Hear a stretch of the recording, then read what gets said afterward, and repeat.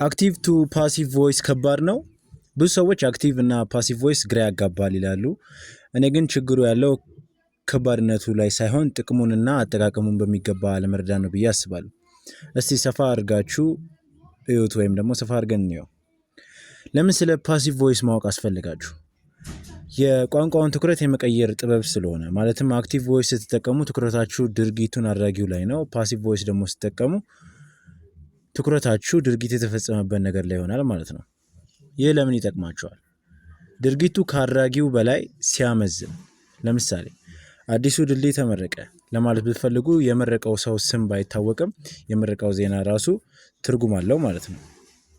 ሌላኛው አድራጊው ሳይታወቅ ሲቀር ወይም ደግሞ ግልጽ ካልሆነ፣ ለምሳሌ መንገዱ ተጠርጓል ስትሉ መንገዱ መጽዳቱን እንጂ ማን እንደጠረገው መግለጽ ላያስፈልጋችሁ ይችላል ማለት ነው። ሶስተኛው ደግሞ ለፕሮፌሽናል አጻጻፍ ነው። በቢዝነስ ሪፖርቶች እንደገና በዜናዎች እና በሳይንሳዊ ምርምሮች ላይ ፓሲቭ ቮይሳችሁ ንግግራችሁን የሰለጠነና ሚዛናዊ ያደርገዋል። ስለዚህ መሰረታዊ መዋቅሮቹ ምን ምን ናቸው? ወደ ዝርዝሩ ከመግባታችን በፊት ሁለቱን የአረፍተ ነገር ግንባታዎች እናወዳደርስ። ማለትም አክቲቭ ፎርሙላው ምንድነው? ሰብጀክት ፕላስ ቨርብ ፕላስ ኦብጀክትን። ይሄ ጀነራሊ እውነት ነው ብለን ማውራት እንችላለን ማለት ነው። ስለዚህ አድራጊ ከዛ ደግሞ ድርጊ ከዛ ደግሞ ተሳቢ ማለት ነው። ተሳቢ እያልን ያለነው ኦብጀክት ማለት ነው፣ ድርጊ የሚፈጸምበትን ነው። ፓሲቭ ፎርሙላ ላይ ስንገባ ኦብጀክት ፕላስ ቢ ቨርብ፣ ከዛ ቢ ቨርቡ ምን ሊሆን ይችላል? አም፣ ኢዝ፣ አር ወይም ደግሞ ወዝ ወይም ደግሞ ዌር ሊሆን ይችላል። ቨርብ ስሪ ወይም ደግሞ ፓስት ፓርቲሲፕል ይኖረዋል ከሱ ቀጥሎ ማለት ነው። ማለትም ምን ይሆናል ማለት ነው? ተሳቢው ወደ አረፍተ ነገሩ መጀመሪያ ይመጣል። ስለዚህ ተሳቢ፣ ከዛ ረዳት ገስ፣ ከዛ ደግሞ ድርጊቱ ማለትም ድርጊቱ በሶስተኛው ቅርጽ ማለት ነው።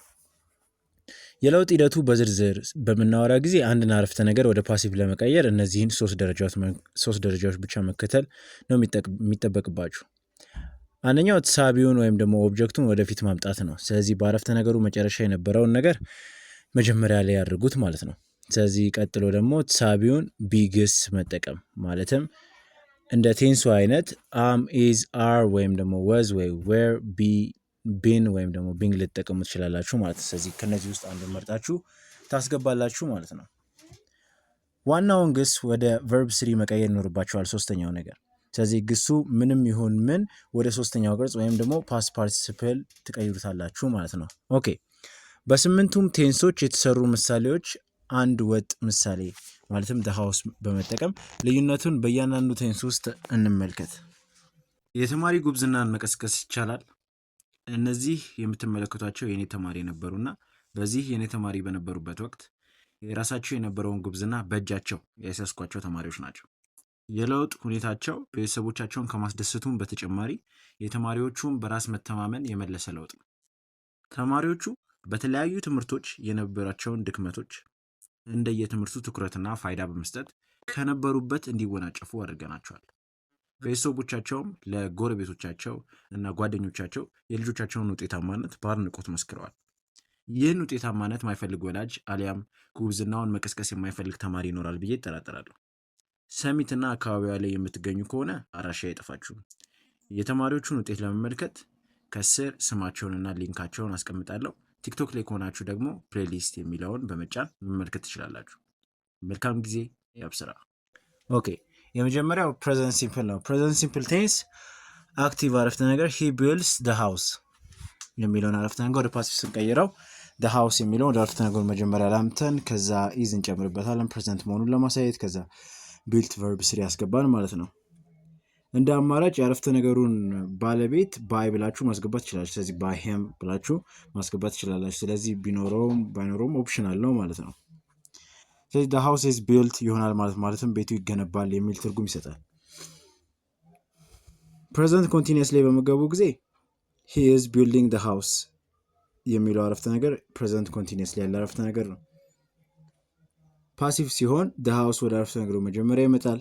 ከዛ is being built ይሆናል ማለት ነው።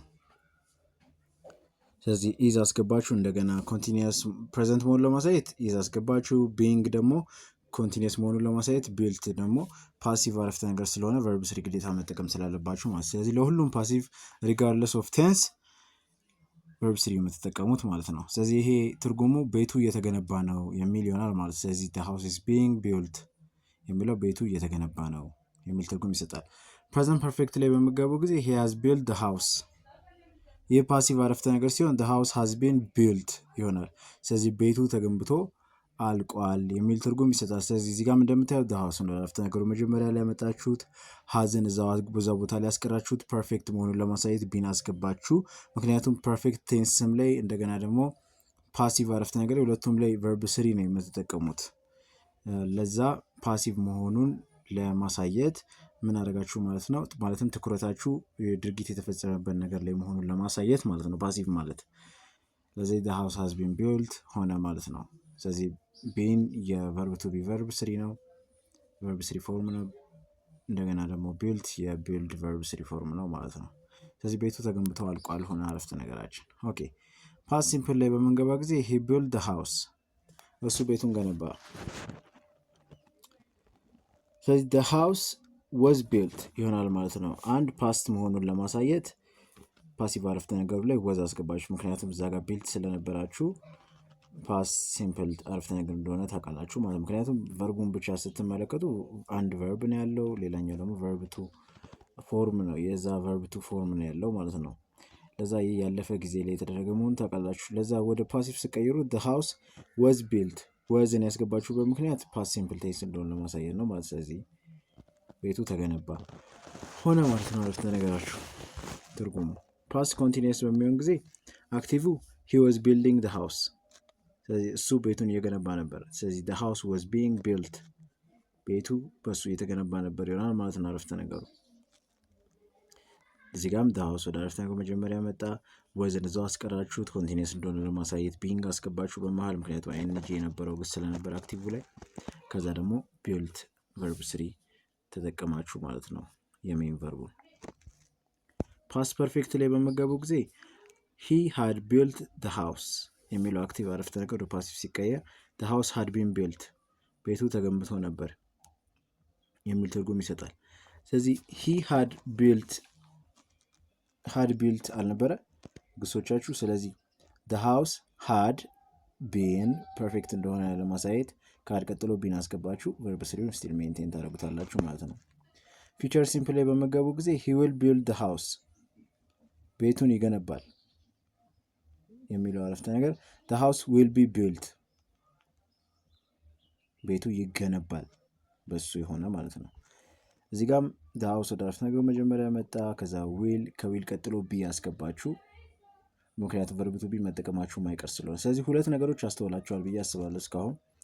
ምንድናቸው እነዚህ ሁለት ነገሮች? አንደኛው ቨርብ ቱ ቢ መጠቀማችሁ አይቀርም፣ ሁለተኛው ደግሞ ሁልጊዜም ቨርብ ስሪ መጠቀማችሁ አይቀርም። ስለዚህ ሪጋርድለስ ኦፍ ቴንስ ቨርብ ቱ ቢ አይቀርም፣ እንደገና ደግሞ ቨርብ ስሪ አይቀርም። ቨርብ ስሪ ሁሉም ላይ አንድ አይነት ሆኖ ሳለ ቨርብ ቱ ቢው ግን እንደየቦታው ይለያያል። ስለዚህ ኢዝ አም አር ለፕሬዘንት ቴንስ ላይ ነው የምትጠቀሟቸው። ፊቸር ቴንስ ላይ ቢ ነው የምትጠቀሙት። ፐርፌክት ቴንስ ላይ ታችሁ ከሆነ ቢ ነበር ስትጠቀሙ የነበረው። ኮንቲኒየስ ቴንስ ላይ ደግሞ አይንጂ ያለውን ቢንግ ነበር እየተጠቀማችሁ የነበረው ማለት። ስለዚህ ፓስት ሲሆን ደግሞ ወዝ ወይም ደግሞ የር ነበረ የምትጠቀሙት ማለት ነው አይታችሁ ከሆነ። ኦኬ ፊቸር ፐርፌክት ላይ ስንገባ he will have built the house የሚለው አረፍተ ነገር ወደ ፓሲቭ ሲቀየር the house will have been built ቤቱ ተገንብቶ ያልቃል የሚል አረፍተ ነገር ይሆናል። እዚህ ጋም the house ወደ አረፍተ ነገሩ መጀመሪያ መጣ፣ ከዛ will እዛው ሜንቴን አደረግነው፣ haveንም እዛው ሜንቴን አደረግንና ቢን አስገባ። ምክንያቱም have አለ ማለት ፐርፌክት ቴንስ ነው፣ have has had አለ ማለት ፐርፌክት ቴንስ ነው። ለዛ ቢን የሚለውን ታስገባላችሁ ማለት ነው ፐርፌክት ቴንስ እንደሆነ ፓሲቭ ላይ ለማሳየት ስለሚያስፈልጋችሁ። ስለዚህ እንደገና ደግሞ ፐርፌክት ቴንስ ላይ ቀደም ብዬ እንደነገርኳችሁ ስቲል ቨርብ ስሪ ስለሆነ አክቲቭም ላይ ያለው ፓሲቭን ከአክቲቭ የምትለዩበት መንገድ ያስፈልጋችኋል ማለት ነው። ቢን የምታስገቡ ለዛ ነው። ኦኬ ታዲያ ምኑ ነው ከባዱ? ልዩነቱ ያለው ትኩረታቸው ላይ ብቻ ነው። ማን አደረገው ከሚለው ወታችሁ ምን ተደረገ ወደሚለው ስትመጡ አረፍተ ነገሩ በራሱ ጊዜ ፓሲቭ ይሆናል። ይህንን መለማመድ ንግግራችሁን ይበልጥ ግልጽና ፕሮፌሽናል ያደርገዋል። ማሳሰቢያ፣ አድራጊውን መጥቀስ ከፈለጋችሁ መጨረሻ ላይ by plus subject መጨመር ትችላላችሁ። ለምሳሌ the house was built by him የሚለው የሲምፕል ፓስት ፓሲቭ አረፍተ ነገር እንደ ምሳሌ ተጠቅሷል ማለት። ስለዚህ by him ማስገባት ትችላላችሁ ማለት ነው። ሁሉም እዚህ ያየናቸው ምሳሌዎች ላይ ማለት ነው። መልካም ጊዜ። ለማወቅ ትጉ። ያብስራ።